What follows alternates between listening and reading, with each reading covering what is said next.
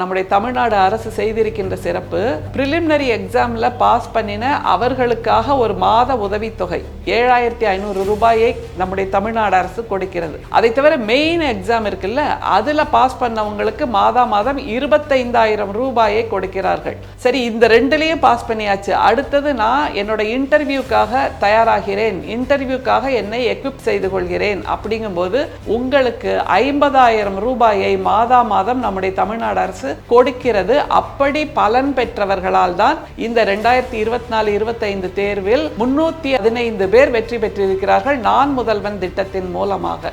இந்த நான் முதல்வன் திட்டத்தின் மூலமாக செயல்படுத்தப்படுகின்ற இந்த கோச்சிங் என்பது எப்படிப்பட்டது? All India civil service coaching centre அப்படிங்கிறோம்ல, இது ரெசிடென்ஷியல் கோச்சிங். அதுதான் மிக முக்கியம். நான் கிராமத்தில் இருக்கேன், எனக்கு சென்னையில் போய் படிக்கிறதுக்கு வசதி இல்லை, சென்னையில் உறவினர்கள் யாரையும் தெரியாது, நண்பர்கள் வீட்டிலே இவ்வளோ நீண்ட காலம் என்னால் தங்க முடியாது, ஹாஸ்டலில் தங்க முடியாது, ஹோட்டலில் தங்க முடியாது, அப்படிங்கிறவங்களுக்கெல்லாம் நீங்கள் கவலையே பட வேண்டாம், நாங்கள் இருக்கிறோம் என்று சொல்கிறார் நம்முடைய திராவிட மாடல் முதல்வர், நம்முடைய மாண்புமிகு துணை முதலமைச்சர். ஏனென்றால் இந்த சிறப்பு திட்டம் என்பது நம்முடைய துணை முதலமைச்சரின் நேரடி மேற்பார்வையில் நடக்கின்ற ஒரு திட்டம். இந்த உண்டு உறைவிட பயிற்சி பள்ளின்னு இருக்குல்ல, இதுல இல்லாத வசதிகளே இல்லை.